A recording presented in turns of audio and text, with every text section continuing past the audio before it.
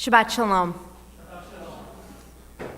There have been so many thoughts going through my mind this week, as there have been for months, recognizing that we are a divided country with many different ways of looking at the world in which we live. And I know that that extends to this room, that there is no uniform response for what it means to be an American, what it means to be a Jew, and how both of those identities impact on how we understand leadership and policy. So on one hand, I thought I could speak today about something in the Parsha that is a timeless idea, maybe how the Jews went from being a family in Genesis to a people in Exodus. Or I could talk about the love and concern that Miriam showed for her baby brother Moses. Basically, something meaningful, completely innocuous, and ignoring that yesterday we inaugurated the 45th President of the United States, as we have been doing peacefully since 1801. But you and I know that if Judaism can't speak to the issues of the day, as well as the timeless issues in our lives, then Judaism and Jewish life will remain an extracurricular activity, not something that is integrated into the being of who we are. And I certainly didn't become a rabbi to remain on the sidelines of how we see the world. Now, who we are, of course, impacts how we see and understand our Jewish texts and their connection to our world.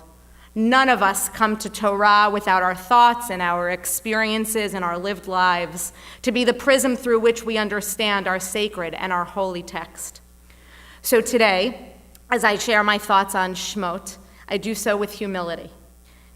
I am one person, not just a rabbi, not just the rabbi, not just your rabbi. I have my own thoughts and opinions on the world, and yet because I am a rabbi, because I am all of your rabbi, I believe it is my sacred duty to weave the words of our Torah in a way that all of us can hear it. But I still share what I believe flows from Torah into the world, not our world into Torah. As I look at this week's Parsha and witness the rise of a new leader, as well as the significant acts of protest against that leader in the book of Exodus, I can't help but feel that, like so often, the Torah was written to be read exactly at the right moment, for this Parsha asks us to confront leadership and our reactions to it. Let me state from the outset, I do not believe President Trump is Pharaoh.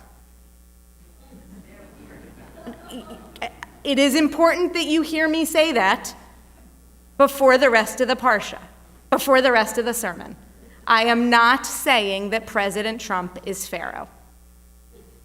However, to not explore issues of what happens when a new leader arises or the concerns of a constituency would be a disservice to our Torah. So what does our Torah say? At the beginning of our Parsha, we read, "A new king arose over Egypt who did not know Joseph. And he said to his people, 'Look, the Israelite people are much too numerous for us. Let us deal shrewdly with them so that they may not increase. Otherwise, in the event of war, they may join our enemies in fighting against us and rise from the ground.'" We have all read this phrase many times, and we immediately know what happens next. There will be a rebellion by Moses, the Israelites will escape, and they will be on our way, and every April we will celebrate. But this morning, I want to explore three questions. How do we understand Pharaoh, and what does this say about us? What is the role of protests in Judaism, especially in connection to the Parsha? And finally, how do we respond to the world? There are two perspectives on how to look at Pharaoh. One, by Professor William Propp of the Anchor Bible, teaches that Pharaoh was a young, insecure, xenophobic demagogue who created the historically preposterous myth of an Israelite demographic threat for his own selfish political gains. But then there are those who saw Pharaoh as the opposite, a responsible national hero for his people. The Israelites, who buried their dead in Canaan and whose hearts were toward Canaan, were a serious threat of a fifth column in the larger Egyptian-Canaanite conflict. Thus, Pharaoh enslaves the Israelites to rebuild the wall around Egypt, the parts of which that had been destroyed during the war. So which is the simple, factual reading of the text? The answer, of course, is that it depends on who you are and how you choose to look at it and where you are getting your information. We know that all of us are reading and trusting very different news sources that interpret President Trump and the world in very different manners. One of the important challenges of anyone attempting to avoid further, deeper divides would be to read the news they generally do not trust with respect and curiosity. But this should never be at the expense of advocating passionately for each side's read of reality, but to do so in the knowledge that there may be many other interpretations.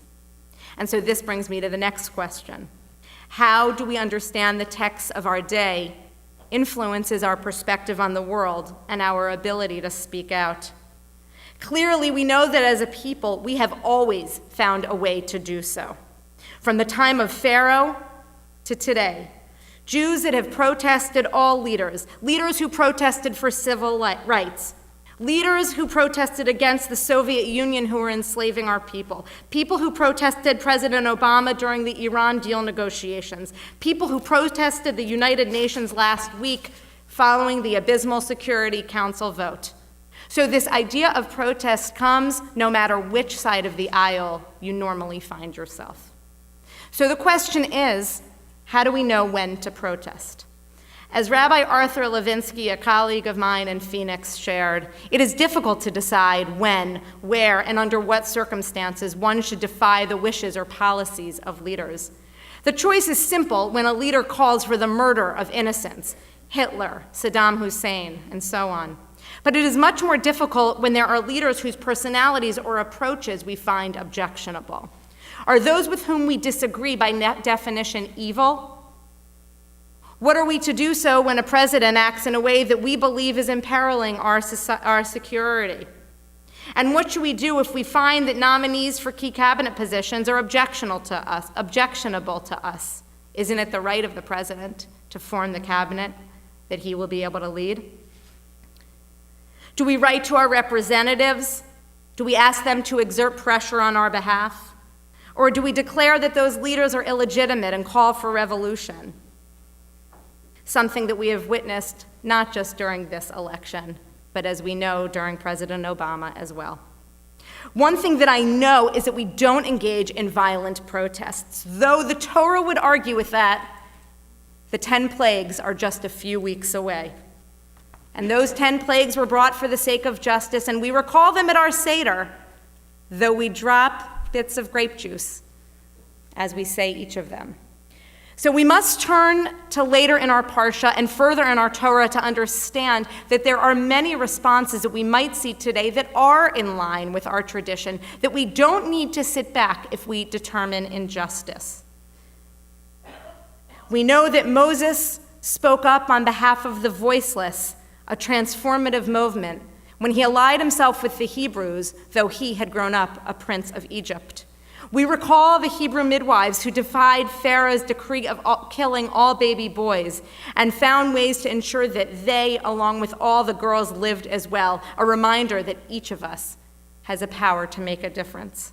Or we recall later on the daughters of Tzalafchad, who, upset about the inheritance laws, petitioned to Moses, and because of their work and their values, the laws from God were changed. But we also saw that the Korach rebellion against Moses was done in a way that was perceived as too physical, too encroaching, and so it didn't result in a change. All it resulted in were the followers of Korach being swallowed up. So how does this apply to us? How do we understand these issues as they relate to our new president, but also, and just as important, a conversation about ideas in this country or elsewhere? First, as one of our members shared on Facebook yesterday, I watched Today. She wrote, "I'm not happy with the result, but I don't think it's time to turn our backs. Now is the time to watch even more closely than ever and to act and not react. Whether this is his intention or not, President Trump is causing people to finally pay attention to a system that many Americans have ignored, thinking that we can leave decisions to our elected officials and trust that they will support our views. If you want unity in this country, she writes, don't just go out there and protest, but do something about it. Learn the issues, study the views on both sides, and start by making change in your local communities. Connect with people.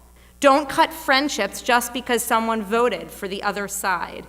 That will continue to divide our nation. It also won't help just to sit here and complain and then gloat when something doesn't go right for the opposition. Get involved and be nice. Second, remember that it is in our Jewish tradition to pray with our feet. No matter what you believe, you can speak, you can use your voice, use your legs, use your power, just don't use violence. Like Moses and Aaron, approach your leaders, talk about what is bothering you, walk the walk. People have asked me, why am I going to the Women's March this afternoon? What is it going to change? The answer is simple. When I march this afternoon with my family, it is not in opposition to President Trump's election. It is an affirmation of my values. And if President Trump affirms those values, then we are simply in line with one another and we celebrate. If not, I will use my voice as my Jewish and American tradition compels me to. And finally, I will use prayer, deep prayer, to think about what it is that is important. And prayer can take place in a variety of forms. It can be linking our Jewish values and our American values, as in the prayer for our country that Carol recited earlier, and then understanding where that comes from in key moments by recalling key moments in our history. Just last Monday, on Martin Luther King Day, on the streets of historic Philadelphia, Dave and I showed our children the Liberty Bell, the Constitution Center, including key documents from the National Archives about presidential power, and Betsy Ross's home. I thought about what it means to be an American. I thought about the chain of tradition of our leaders. I thought about what each of them has brought to the White House, from George Washington to President Trump, knowing that I will never and have never agreed with each and every policy of every president, but thinking about what is it important to me. And so it clarified for me, when do I use my voice? But transformative prayer can also happen in public, and that is why I was so honored to give the invocation this week at City Hall to the New York City City Council. Here is a bit of what I shared. Eleanor Roosevelt once said, "Perhaps in God's wisdom, God is trying to show us that a leader may chart the way, may point out the road to lasting peace, but that many leaders and many peoples must do the building." Eleanor Roosevelt's statement regarding leadership is a crucial one during this time of year, having just celebrated Dr. King's birthday and inaugurated President Trump. At a time of a deeply divided nation, we recognize that we all must come together to find ways to commit and recommit ourselves to bring the world together, even through our disagreements. We might not agree on all policies, but I have to believe that we agree in the human dignity of each person, that each person was created b'tselem Elohim, in the image of God, and that demands a sense of respect and love. And so we pray, Heavenly God, who desires us to do justice, love mercy, and walk humbly. We thank you for giving us the wisdom and the opportunity to be in the presence of one another, and we ask that you grant us more wisdom to truly understand that humanity is created in your image, since an injustice anywhere is a threat to justice everywhere. And so we ask you, God, to open our hearts to stand with those who need our love and support. And in our tradition, we ask God, in the Aleinu to L'Taken Olam, to perfect the world. And so today, we must understand that in a world torn apart because of differences, this sanctuary and this community must be the bastion of wisdom about which Eleanor Roosevelt was speaking. And so as we begin the book of Exodus, where we see a new leader, where we see the struggles of a people and their response, we acknowledge how each of us view the world might be different, but we respect one another enough to allow healthy conversations and peaceful and often necessary protests to ensue. When a new leader is appointed in the Torah, we say, Chazak ve'ametz, may you be strong and resolute. And so, in conclusion, I offer selections of a prayer of strength to President Trump, written by my colleague, Rabbi Matt Goertz. Dear President Trump, my tradition encourages me to pray for our appointed and elected government leaders. You are the President of the United States. You were elected by a system which has elected presidents since our inception as a nation. I do what my people have done for millennia. I pray for you, Mr. Trump, President Trump. I pray for the health of your body, Mr. President. I pray for your health so that you can endure the rigors of running the country. I pray that you sleep enough to be clear-minded, eat balanced enough so that you have the energy to make it through each day, and take care of your physical vessel so that you have the fortitude to navigate the weariness of being demanded in ways you have never experienced before in your life. So, Mr. President, I pray for your physical health. I pray for the well-being of your family as well, Mr. President. You have sacrificed a lot of your time as you have built your business, and you will now be pulled away in the most taxing ways. I pray that your youngest son is able to maintain the same level of privacy and respect children of the White House have received in the past years. I pray that your wife and adult children will love and support you in ways which help you serve our country. They too will sacrifice the next 4 years. I pray for the health of your mind, Mr. President. I pray that you are able to stay focused on that which counts the most. I pray that you are not diverted by the chaos that is politics. And finally, I pray for your spirit, Mr. President. Yes, I pray for your spirit. I pray for it to give birth to deep wisdom, discernment, and insight. I pray for your spirit to be touched by all kinds of people, especially those who have been made to feel afraid. I pray that your soul be touched by the sense of otherness. You are uniquely positioned to embrace the weak in a way which could change us for the better and forever. Your spirit can achieve all of that, Mr. President, so triple down on your spirit, and I will pray for it and you every day. You are the President of the United States. You are my president. You can change my life for the better. You can change our fractured country for the better. You can change our family's life for the better. You can change our world for the better. May our prayers be answered, and may God bless you and the United States of America. Shabbat Shalom.